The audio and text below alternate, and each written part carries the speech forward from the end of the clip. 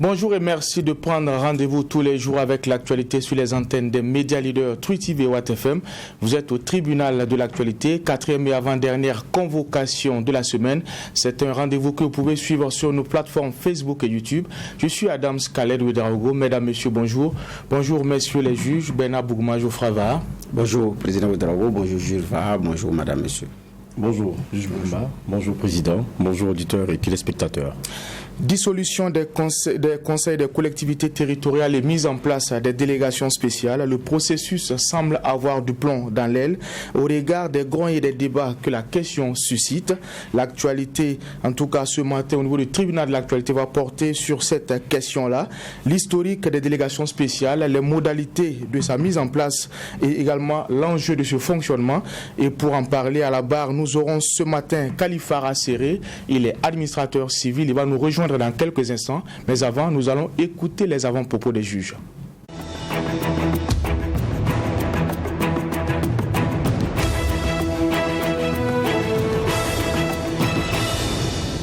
Vous avez la parole, juge Bougma. Merci, Président. Ce matin, je suivais les médias occidentaux. Je vois un retrait de la France du Mali. Ce n'est pas retrait de Takuba, on dit retrait de la France au Mali. Donc c'est la France qui sort. Alors que dans la démarche, on nous fait comprendre que ce n'est pas la France seule, c'est l'Union européenne. Donc à travers la force Takuba, la France c'est Barkhane. Donc ça dit que, alors que nous au départ on nous disait que les positions de Barkhane, les QG sont établis au Tchad. Et donc à partir de ce moment pour arroser le Mali. Donc maintenant, on comprend aisément qu'effectivement il y a un bon dispositif également au niveau du Mali. Mais Emmanuel Macron a réussi son ralliement ou en tout cas d'élargir ses bases pour avoir un front commun Union européenne contre l'État du Mali. C'est comme ça moi je vois je caricature. Pendant ce temps, nous sommes là. Par rapport à quelle réponse également apporter sur les questions terroristes. On a une zone des 3 frontières, mais on a des régimes au Mali et au Burkina qui ne sont pas des régimes démocratiques au sens propre du terme, donc ils sont pratiquement dans des états d'exception et nous sommes dans une telle situation. Mais la grosse question c'est où est-ce que Barkhane et Takuba iront. On parle du Niger. On parle également du Burkina, et ce n'est pas aussi à exclure, parce qu'il y a 2 forces. Takuba peut-être pourrait prendre ses quartiers au Niger, et peut-être Barkhane au Burkina. On parle de la ville de Ouéouia. Est-ce que c'est fondé, est-ce que ce n'est pas fondé, je ne sais pas. Toujours est-il que tout à l'heure, Macron, dans la rencontre Union Européenne-Afrique, naturellement, va parler de cette réorganisation de leur présence au niveau du Sahel. Il ne quitte pas le Sahel, c'est le Mali qui le quitte, mais pour atterrir dans un pays voisin, et ça peut être soit le Niger, soit le Burkina, où les 2 forces vont se retrouver dans un même pays, ou bien ne pourront pas se retrouver dans un même pays. Mais en réalité aussi c'est cela. C'est beaucoup d'enjeux pour ce pays, parce que toutes les grosses puissances militaires au monde, en dehors de la Russie, au monde, sont, je ne peux pas dire en dehors de la Russie parce que même la Russie est là. Donc toutes les grandes puissances militaires et économiques au monde sont au Sahel. C'est quelle est cette puissance qui n'est pas au Sahel? Maintenant la Chine n'a pas d'armée au niveau du Sahel comme les autres, mais les autres ont pratiquement une logistique, des hommes qui sont là. Mais malheureusement jusqu'à présent on n'arrive pas à contenir les déplacements des leaders terroristes. Mais dès lors que les forces russes se sont installées au Mali, on a vu les reportages de plusieurs médias de l'autre côté qui montrent leur position, filmées, comme on appelle ça, de façon aérienne. Mais quand la colonne des terroristes déferle, on ne voit pas. Donc, il y a aussi la légitimité de se poser une question. Mais je dis bien, je ne suis pas beaucoup plus dans l'accusation. Je suis beaucoup plus dans le qu'est-ce que nous on fait pour trouver des solutions. Même si actuellement on peut dire nous concédons un appui dans les 5 ans, 10 ans, comment est-ce que nous préparons la relève? Parce que, comme l'a dit Sankara, mieux vaut cette aide-là qui nous aide à nous dépasser de l'aide. Merci, juge Bouma. Juge Va, vous avez la parole. Oui, merci Président. Je pense que ce qui a cristallisé les attentions hier, c'était bien la prestation de serment du nouveau président du FASO et son discours qui a rappelé encore les grands points qu'il avait déjà énumérés lors de sa première adresse au Burkinabé après l'arrivée du MPSR.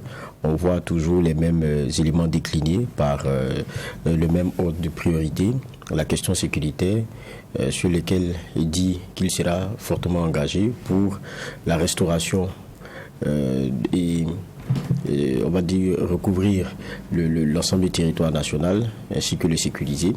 Et puis il y a la question aussi de la bonne gouvernance avec évidemment les dossiers pendants, crimes économiques sur lesquels il ne faut pas passer la main ou qu'il ne faut pas passer en perte de profit.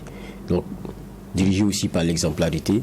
En tout cas, jusqu'à présent, on a des discours qui, pour moi, sont en phase avec ce qu'attendent et demandent les Burkinabés.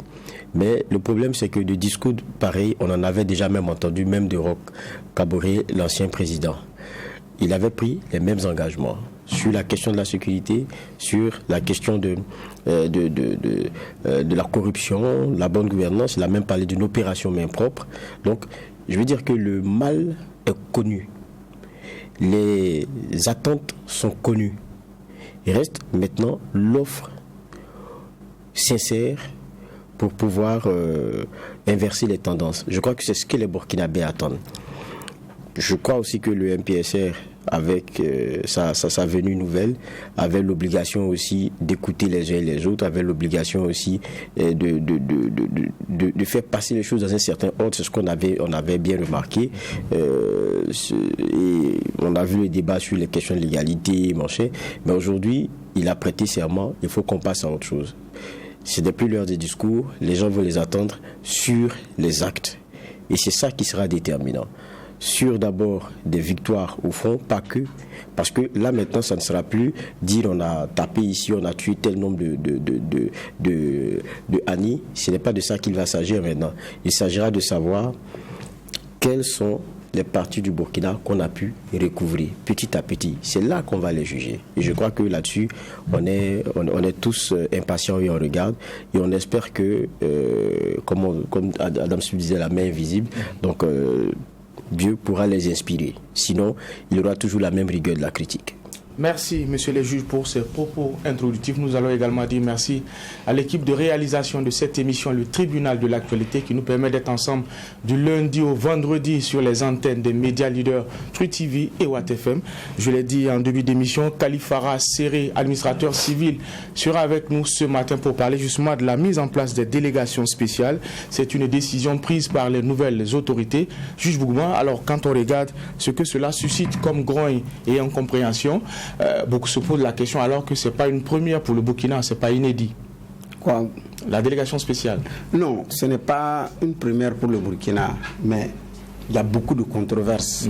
Même la première, toute l'esprit, pas de la première délégation spéciale, la dernière, donc c'est-à-dire lors de la transition de 2014-2015, il y a eu beaucoup de bruit. Il y en a qui ont attaqué en justice. Donc, il y a que c'est un enjeu politique majeur pour ceux qui viennent et pour ceux qui étaient là. Donc il faut comprendre que les intérêts au niveau des collectivités sont des grands intérêts parce que c'est des chantiers de développement à faire, c'est beaucoup d'argent qui circule et quand il y a une délégation spéciale, ça plombe également un certain nombre de projets parce que comme ça vient dans un système d'état d'exception, des pans de la coopération bilatérale peuvent également être rognés ou suspendus. Donc il faut comprendre également les enjeux. Il y a beaucoup d'enjeux et pour comprendre tout cela, il faut aller vers l'historique en tout cas de la mise en place des délégations spéciales au Burkina et les modalités de mise en place de ces instances-là.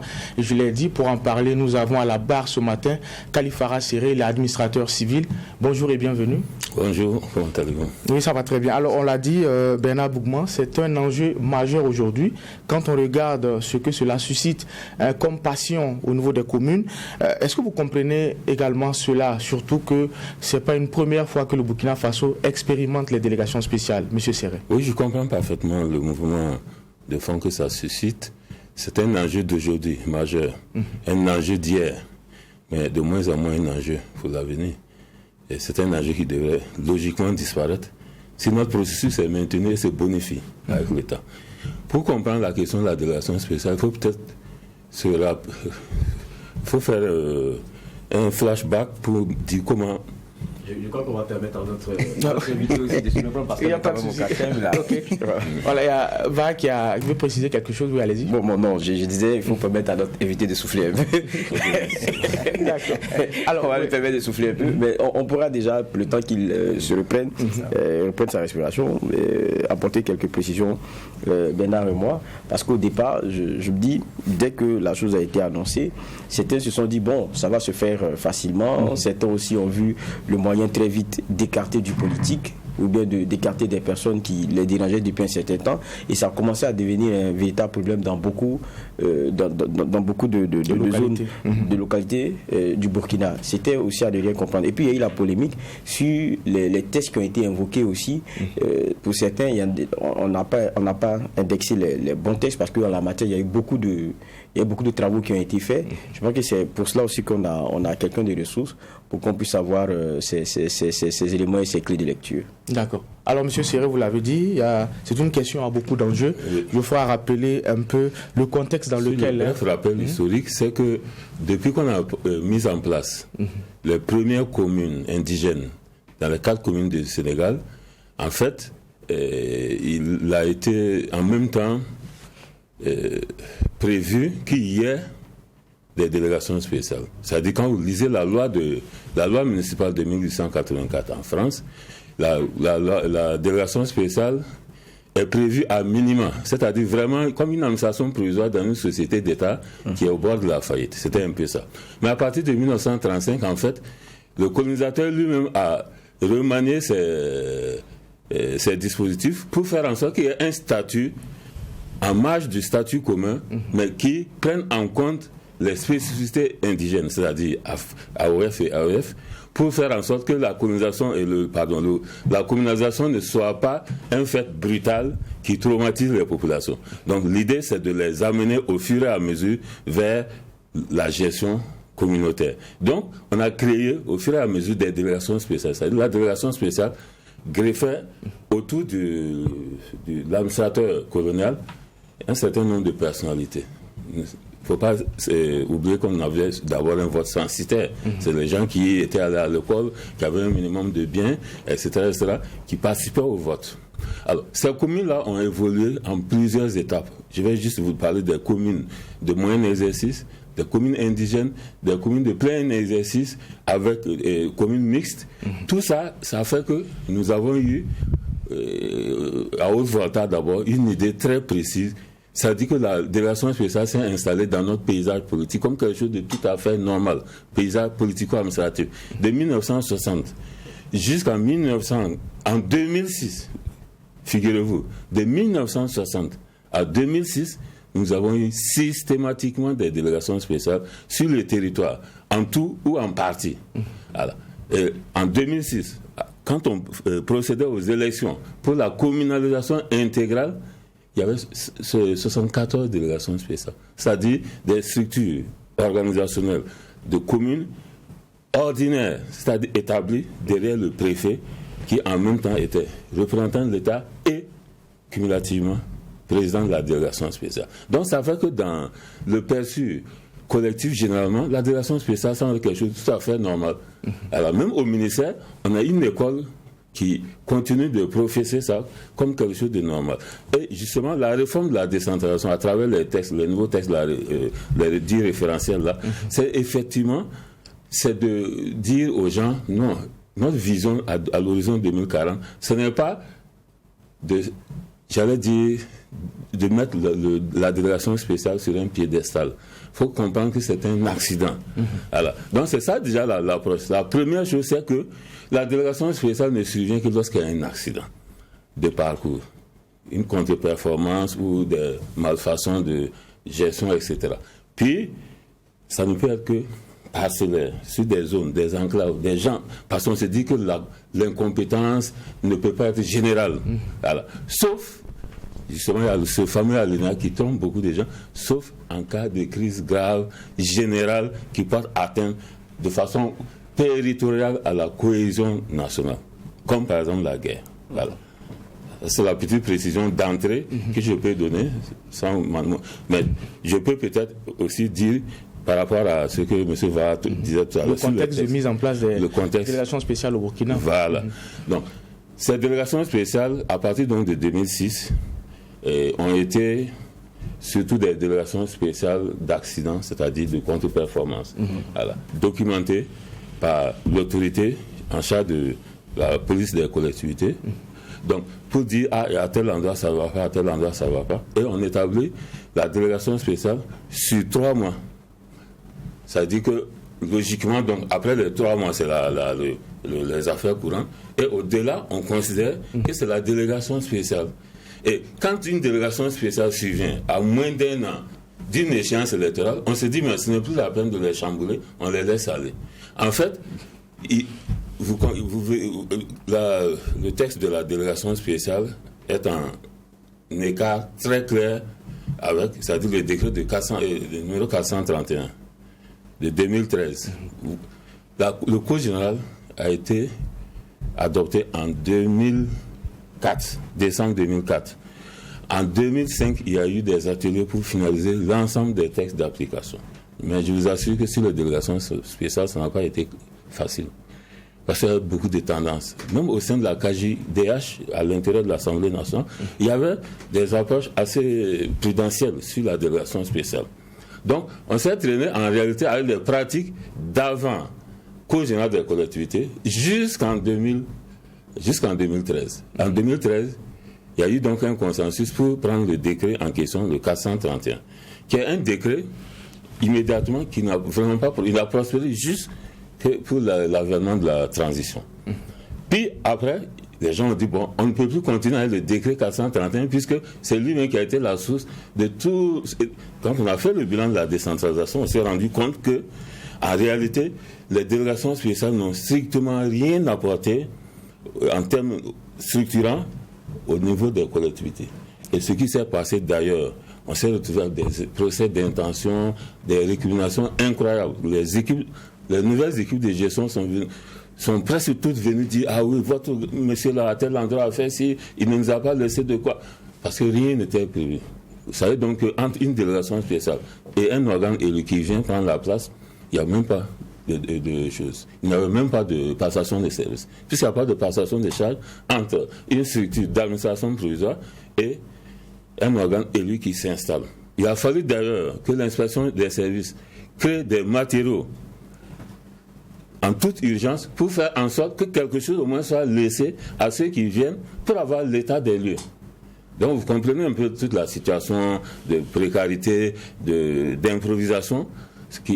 Et ça fait que, bon, immédiatement, je crois que dès que les instances de la post-transition se sont installées, l'une des premières urgences a été de consacrer la délégation spéciale dans un modèle qui correspond aux desiderata. Parce que la conférence nationale de la décentralisation avait demandé qu'il y ait un bilan du processus de décentralisation afin qu'on passe à une étape nouvelle, qu'on appelle le cycle 3. Monsieur Séré, c'est vrai que je vous l'a rappelé tantôt, nous sommes en tout cas en plein processus de mise en place de ces délégations spéciales-là, et beaucoup estiment qu'il y a eu un peu de précipitation dans le processus. On estime d'ailleurs que la loi qui a été visée pour aller à la dissolution des conseils des collectivités territoriales n'était pas adaptée. Votre regard de spécialiste Moi, j'avoue que j'ai été surpris.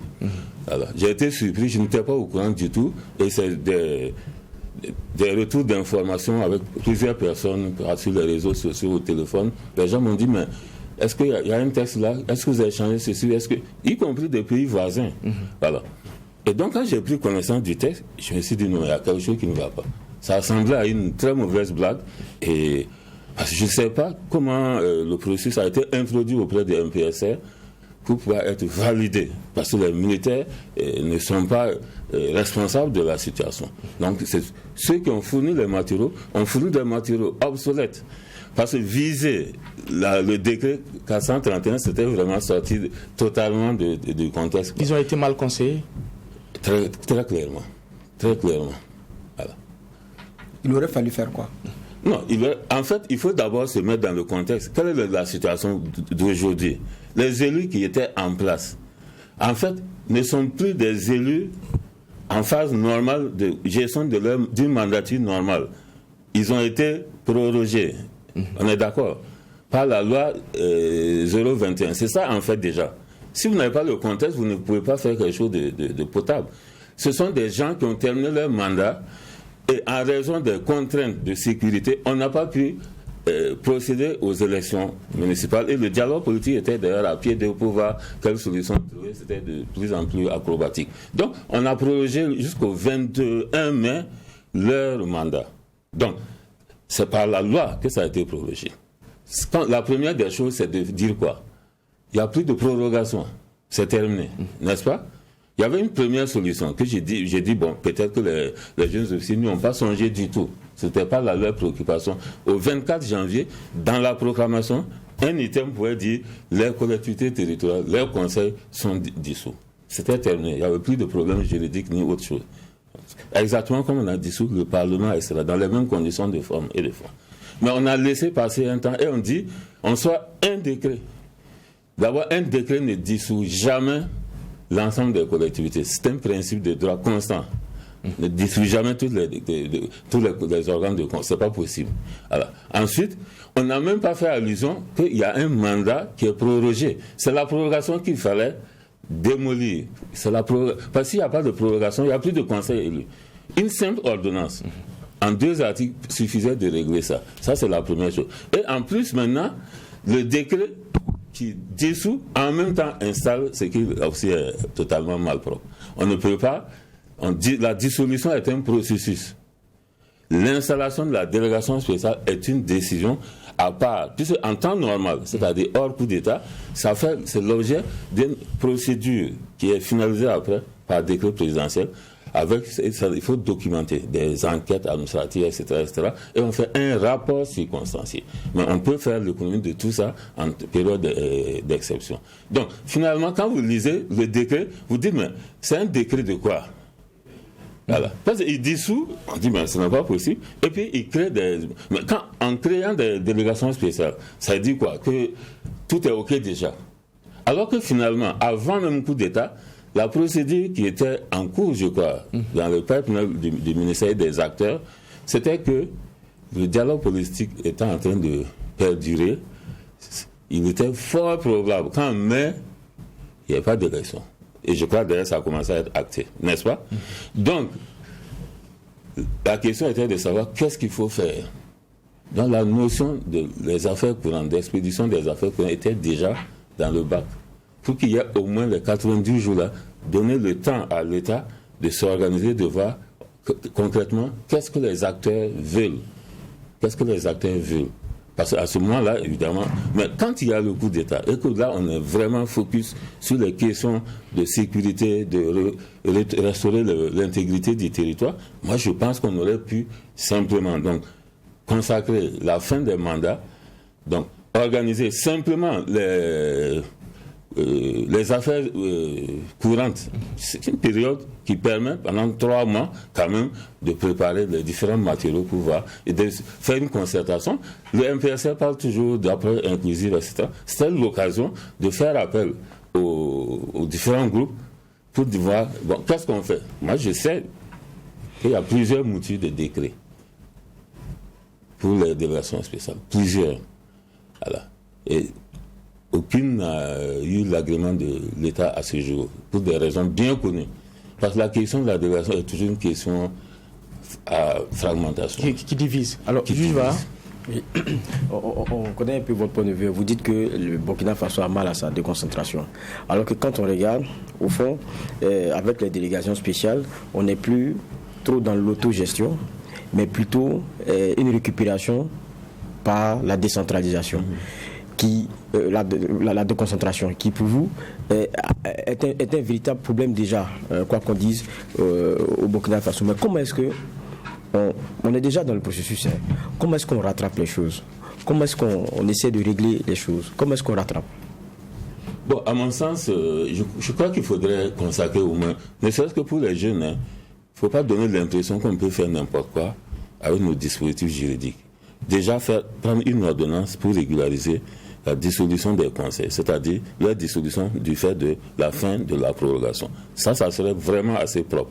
Puis maintenant, demander, dans le laps de temps-là, que les organes qui sont en place au titre de la représentation de l'État, et qui sont matériels, parce qu'on appelle les chefs des circonscriptions administratives.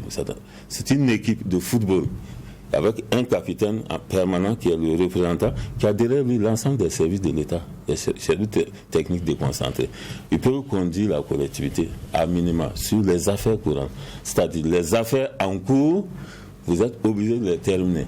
Vous expédiez la gestion financière sur les affaires qui sont des gestions obligatoires et stratégiques, c'est-à-dire le personnel, l'eau et l'électricité. En fait, ça dit les prestations obligatoires que la collectivité doit assurer, vous êtes obligé de faire ça. Troisième lieu, tout projet d'investissement en cours qui est assez engagé, qui a reçu l'aval de la tutelle, vous avez l'obligation de continuer, de terminer ça dans l'objectif que les élus précédents avaient fixé. Vous ne modifiez pas la contexture du projet ou du programme. Voilà les affaires courantes. Si vous faites ça pendant 3 mois, pendant ce temps, vous avez le temps de convoquer l'ensemble des parties prenantes de la société burkinabé pour dire, bon, maintenant on fait quoi avec les collectivités? Surtout que nous n'avons pas encore recouvré la totalité du territoire. Qu'est-ce qu'on fait?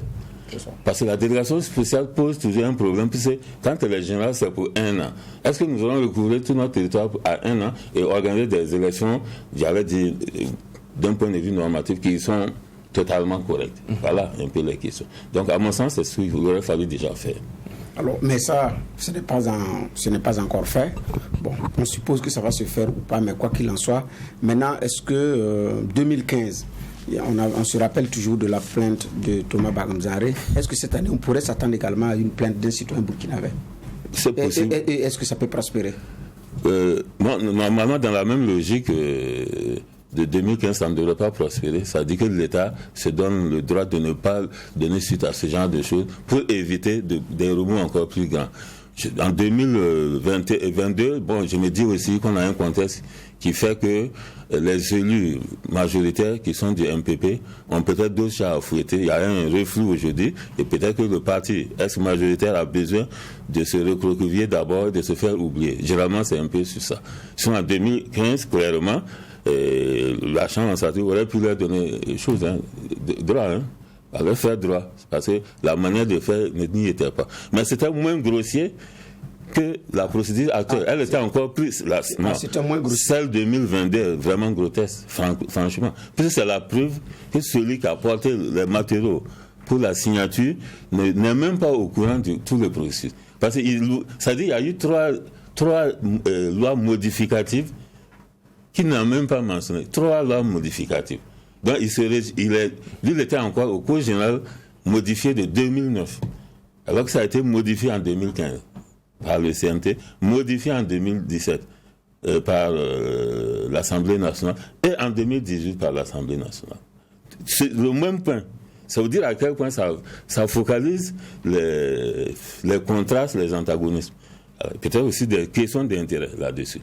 Alors, peut-être, moi je dis toujours aux jeunes, il faut se mettre toujours dans l'intelligence stratégique et dans la prospective des choses. La délégation spéciale, ce n'est pas quelque chose qu'on devrait consacrer de façon durable. Ça ne doit pas exister.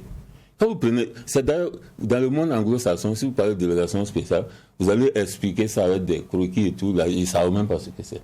Ils ne savent même pas ce que c'est. Et même dans le monde francophone, aujourd'hui, il y a beaucoup de pays qui sont tournés le doigt à la délégation spéciale pour dire, mais voilà, même la France, qui a consacré la délégation spéciale, aujourd'hui, la délégation spéciale est à sa plus simple expression. C'est 3 personnes dans les communes de moins de 35 000 habitants et 7 dans les communes de plus de 35 000 habitants. Ça veut dire que même si Paris tombait aujourd'hui en délégation spéciale, il n'y aurait que 7 personnes pour conduire la délégation. Ça ne peut pas arriver d'ailleurs pratiquement aujourd'hui en France. Voilà. Il n'y a que dans les communes rurales de montagne, il y a eu 2 ou 3 cas en 20 ans. Mais c'est vraiment...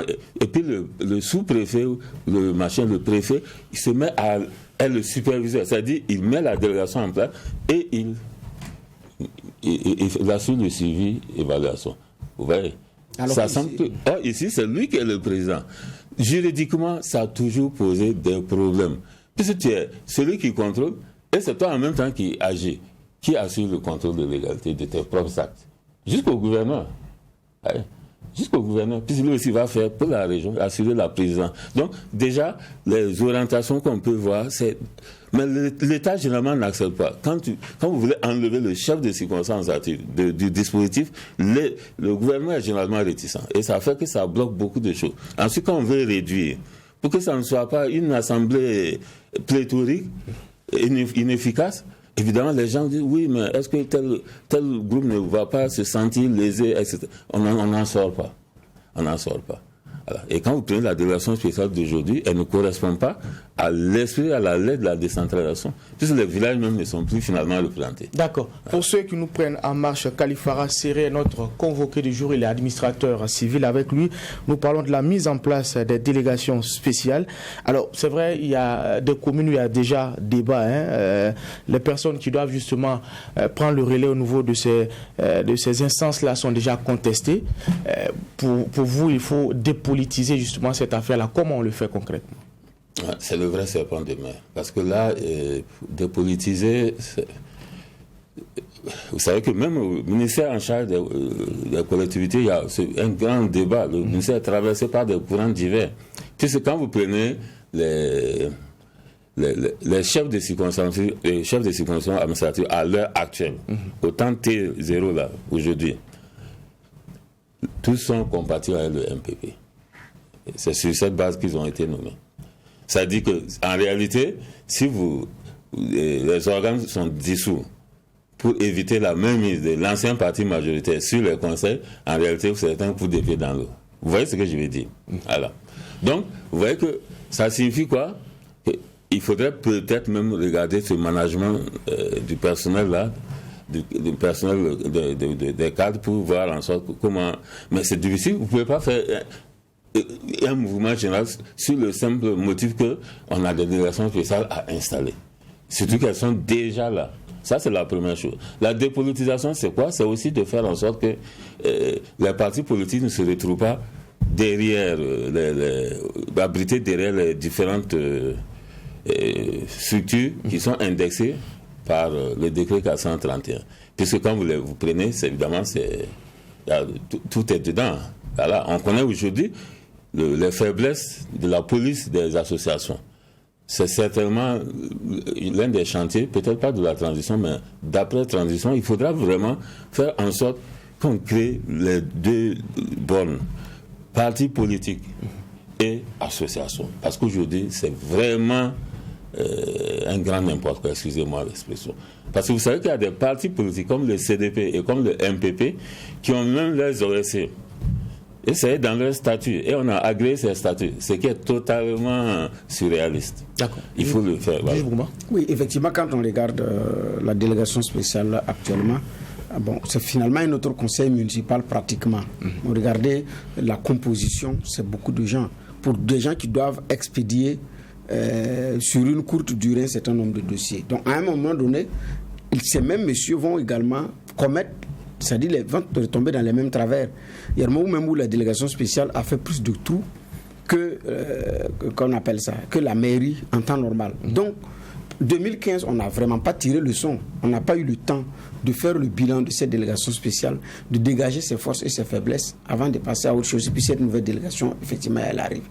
Bon, il y a des grosses choses parce que ce que le MPP a nommé, c'est eux qui doivent mettre le mécanisme en place et qui doivent présider. Avant maintenant qu'on les remplace. C'est sûr que peut-être des préfets, des gouverneurs ou des hauts commissaires pourront être remplacés. Mais en attendant, c'est eux qui vont effectivement contrôler cette mise en œuvre-là. Donc, je vois des villages où des gens disent qu'ils ne sont pas d'accord parce que les mêmes étaient là. Mais c'est la loi qui dit que c'est le préfet ou le SG de la mairie. C'est écrit déjà, que vous le vouliez ou pas. Alors que là, je pense effectivement qu'il va falloir très bien regarder la délégation spéciale, diminuer le nombre de personnes, comme le dit M. Séré, pour la maintenir à sa plus simple expression. Parce qu'après, ça devient un autre problème. Ceux qui se battent actuellement, c'est comment est-ce que je me positionne en vue de rebondir pour la prochaine élection dans ma localité. C'est beaucoup ce combat-là. Au niveau des OSC, des représentants des femmes, des jeunes et même dans le domaine du commerce. Ça, c'est un commentaire que je suis en train de faire, ce n'est pas une question. D'accord. Alors, au niveau de la loi, est-ce qu'il n'y a pas des garde-fous qu'on peut prendre justement pour éviter ce que vous êtes en train d'évoquer? Oui, le Code général déjà tentait de voir quelles sont les mesures prudentielles à mettre en place. Malheureusement, ce Code général n'a jamais été adopté par le gouvernement. Le gouvernement a adopté le processus du cycle 3, c'est-à-dire la prospective jusqu'à l'horizon 2040, mais les outils qui devaient maintenant camper un certain nombre de choses, le gouvernement n'a toujours pas pu. Le Code général, il sort des morceaux, comme par exemple le suffrage universel, direct, l'élection du président du Conseil, il est temps au personnel politique pour voir comment. Voilà, c'est des ballons d'essai comme ça qu'ils lancent. Sinon, même la question de la délégation spéciale est clairement calée dans la stratégie décennale de la décentralisation, après l'état des lieux post-décentralisation, de la décentralisation, où vraiment les gens étaient interviewés par l'INSD et d'autres consultants, mais pratiquement la délégation spéciale n'a pas eu la grâce des choses, des sondés, hein, parce qu'il y avait trop de problèmes, etc. Donc il a fallu clairement voir comment faire pour que, sans totalement faire disparaître la délégation spéciale, qu'elle soit un outil du développement de la collectivité. Voilà, un outil de gestion, de correction, de régulation, mais très provisoire au niveau de la collectivité. Voilà un peu l'approche qui était là. Bon, clairement, ça dit que si le Code général, au sorti des travaux du comité scientifique, j'ai eu l'honneur de présider, si ce Code général avait été un temps soit peu agréé par la classe politique, je pense qu'il y a des choses aujourd'hui dont on ne parlerait pas. N'ayant pas été agréé, donc en fait, on n'a pas. Quand vous prenez un point, vous regardez, vous voyez que les outils, les matériaux qui les gouvernent sont avant cycle 3. Donc, bon, évidemment, nous sommes aujourd'hui dans un contexte totalement anachronique. Et dans son contenu, qu'est-ce que ce code-là, justement, prévoyait pour éviter cette politisation de l'administration? Mais il prévoit que la déconcentration soit mise sous un modèle de gestion vraiment rationnel, gestion axée sur les résultats, et que la déconcentration accompagne de façon effective et efficiente, de façon paramétrée, mesurable, le processus de décentralisation, ce qui n'est pas le cas aujourd'hui. Donc, qu'on n'ait pas des institutions qui se côtoient comme ça, quelquefois qui se regardent en chien de faïence, c'est comme si on n'était pas dans un même état. La déconcentration a vocation, dans un état décentralisé, à être exclusivement dévouée à accompagner la décentralisation. On ne l'accepte toujours pas. Les gens croient que... Vous voyez, quand un directeur régional est nommé, qu'est-ce qu'il fait? Il se présente au gouverneur, c'est le coordonnateur des CSS, mais il ne va jamais voir les maires. Alors que c'est pour les maires qu'il est venu, pas pour le gouverneur. Il doit aller chez les maires, chez le PCR, prendre ses instructions là-bas. Je dis bien des instructions. Parce que c'est clairement l'orientation du développement sur chaque morceau de territoire là qui doit lui permettre de rédiger maintenant son programme triennal d'appui technique. Plus maintenant ce que l'État lui commande de faire sur son territoire, sur sa circonscription technique. Voilà un peu. Ça demande que quelque part on change totalement notre esprit, notre mentalité. Alors, vous avez dit que le décret ne dissout jamais de façon générale. Maintenant, nous avons reçu ici le directeur général des libertés publiques qui dit que à partir de la modification, c'est désormais possible. Et il a cité un article, le 254 alinéa 2, adopté en 2015, qui dit que c'est possible. Mais je vous ai expliqué que il n'est pas évident que tout le monde ait la connaissance de l'évolution de notre dispositif.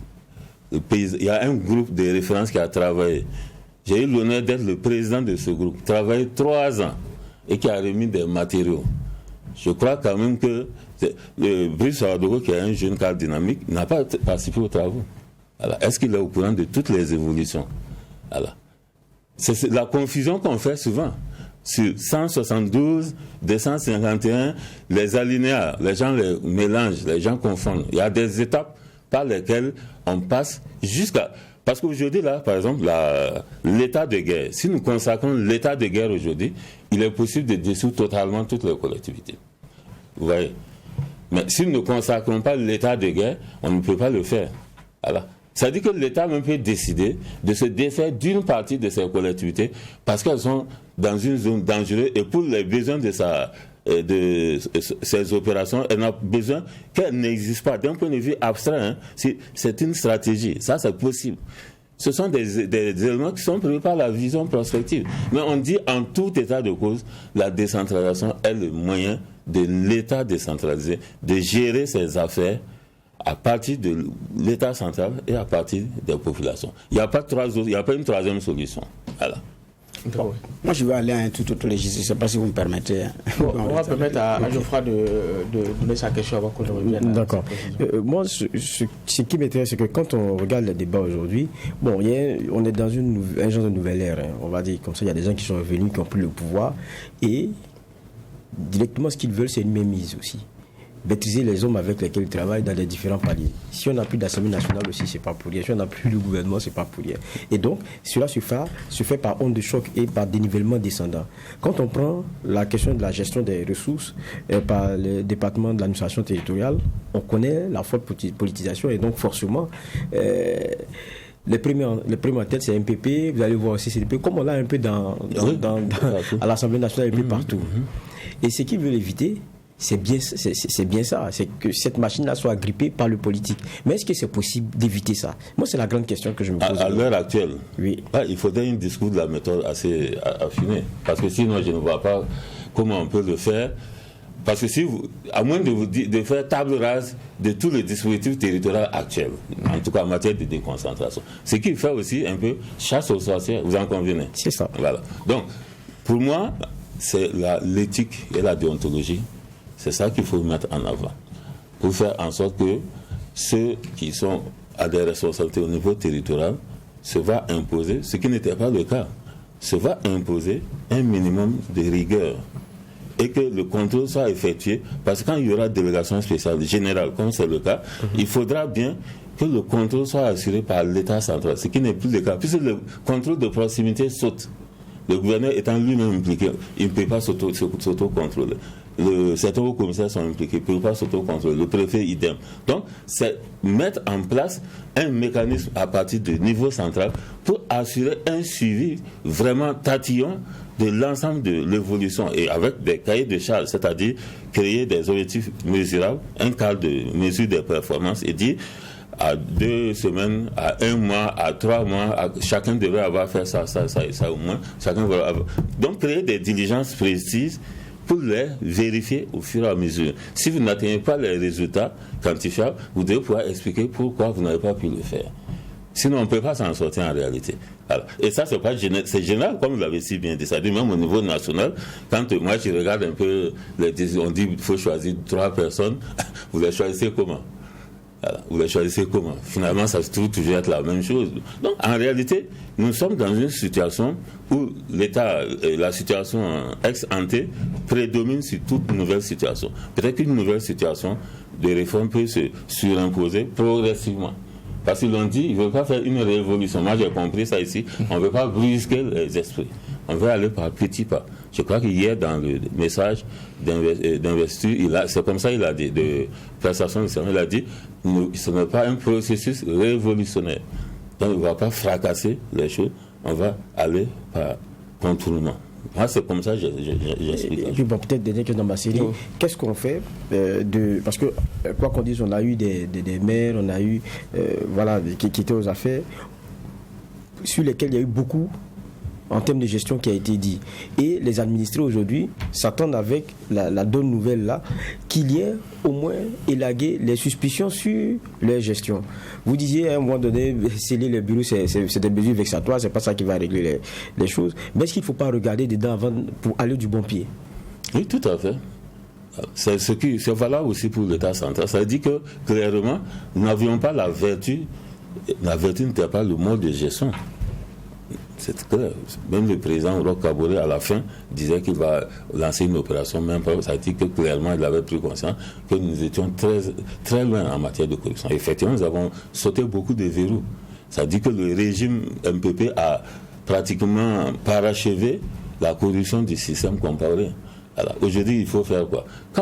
Au niveau local, ce qui est généralement recommandé, c'est de faire en sorte que le contrôle externe à la collectivité permette de faire donc, de jeter un regard, d'éclairer les différents pans de la gestion. Parce qu'aujourd'hui, une collectivité, je ne parle même pas des collectivités à statut particulier, une simple collectivité a des tiroirs de ressources extraordinaires. Les gens ne s'en rendent pas compte. Quand on veut détourner, avec un minimum de bon sens, on peut détourner dans tous les recoins pratiquement. Parce qu'il y a beaucoup de choses. Il y a les ressources propres, les ressources qui sont données par l'État, mais les différents budgets annexes, les budgets para-annexes, etc. Il y en a beaucoup. Alors, donc, ça, ce n'est pas en disant, oui, on va voir la gestion d'un tel, on a appris que vous n'allez rien trouver.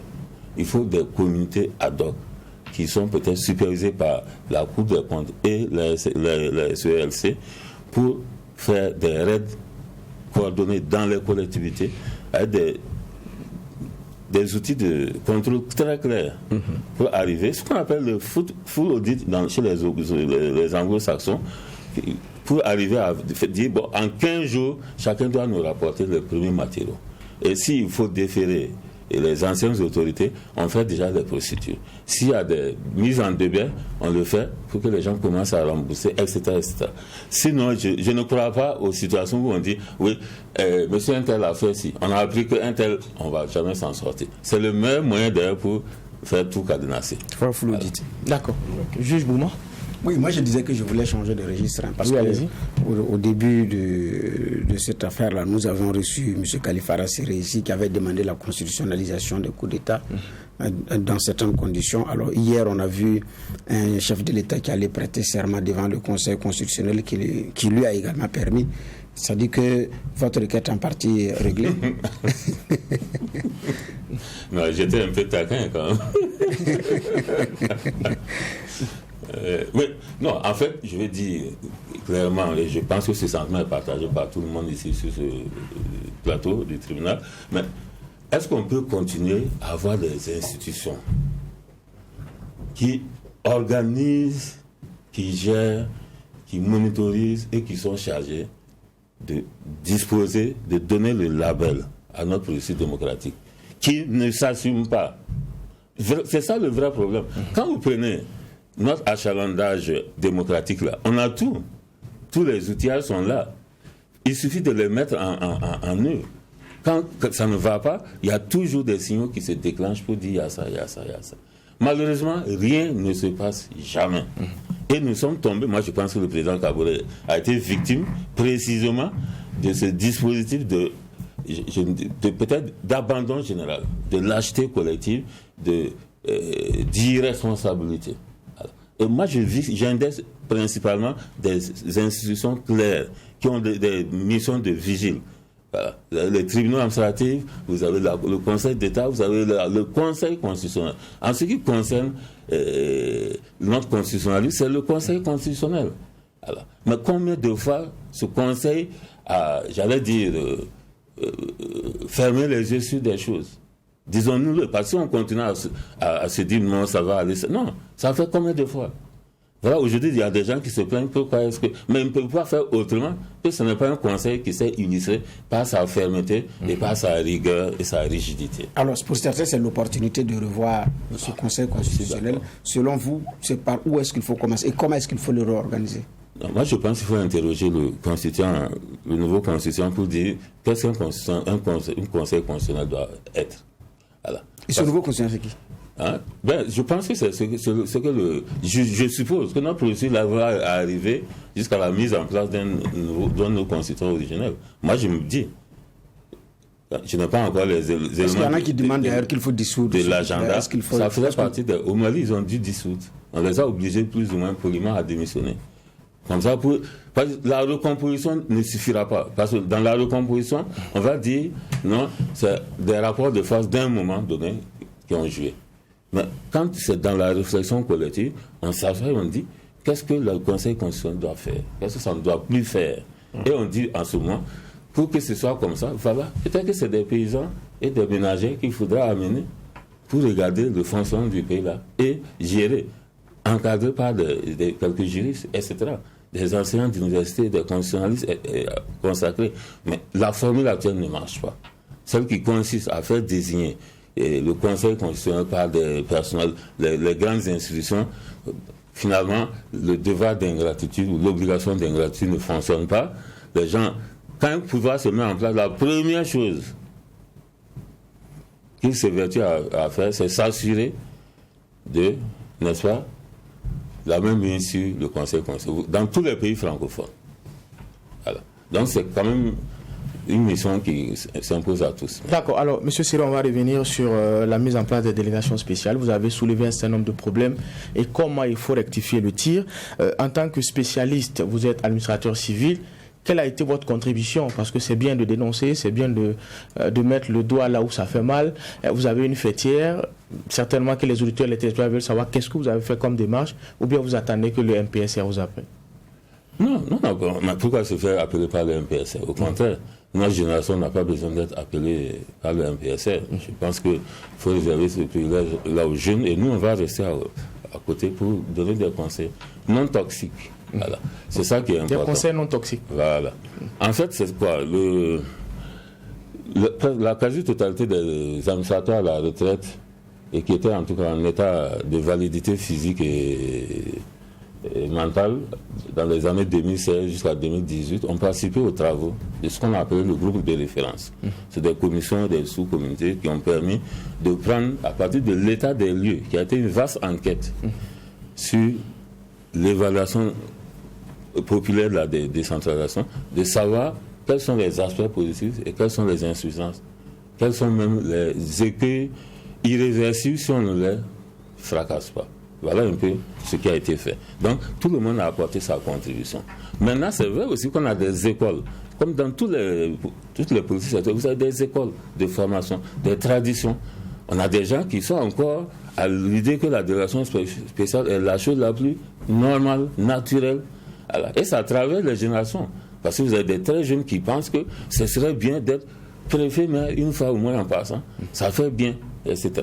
Les gens ne pensent même pas du tout à ce que ça peut amener même comme problème pour eux dans les après délégations spéciales, mais voir surtout la consécration temporaire et l'expérience qu'ils peuvent tirer. Et c'est pour ça que je dis, encore une fois, le plus important, c'est de remettre la déconcentration dans son vrai rôle. Parce que si la déconcentration fait son vrai rôle là, assume ses vraies responsabilités là, elle n'a même pas envie, une seconde, d'empiéter sur le domaine de la collectivité. Parce qu'elle serait trop occupée, trop chargée à travailler, à inventer des matériaux, à être là toujours à penser qu'est-ce que je dois pouvoir leur fournir pour telle chose. Il y a tellement de domaines où la collectivité est exactement comme l'État central en matière de finances, en matière de gestion, de maîtrise des risques fiduciaires. Il y a tellement de choses à faire qu'à tout moment on doit... Je ne vous parle même pas de votre domaine de la communication, où il y a tellement de choses à faire. Vous avez vu comment la collectivité est incapable de produire ce qu'on appelle la communication de communauté. Les gens font plutôt de l'autocélébration et disent oui, c'est ça ma communication. Non. On devrait vous appeler, vous tous, vous asseoir et vous allez commencer à fournir au CCA des outils, des matériaux qu'il faut maintenant consacrer, établir, paramétrer et disposer. Ça dit, il n'y a même pas le temps, une seconde appel. Or, on est là dans le fait que dès le départ, les gens ont eu l'impression qu'on a mis les collectivités contre leur gré. Donc, une sorte de... pas de répulsion, mais en tout cas d'attentisme. Il ne faut plus de l'attentisme. Il faut que les gens s'immergent totalement dans leur collectivité, comme assistant technique. Kalifara Séré, merci d'être passé à la barre du tribunal de l'actualité. Juge Bouma, juge, voilà la prochaine question. C'est peut-être à la prochaine convocation avec M. Séré, le temps qui était, en tout cas, nous était imparti, arrivé à son terme. Merci d'être passé à la barre du tribunal de l'actualité. Avec vous, on a parlé de l'historique des délégations spéciales, les modalités de mise en place et aussi les enjeux de ce fonctionnement-là. Merci, messieurs les juges, pour les clés de lecture. Nous allons mettre un point final à la présente convocation et se donner rendez-vous demain pour la même mission. Poser un regard critique sur l'actualité, mais en attendant, restez fidèles au programme des médias leaders True TV et Watt FM.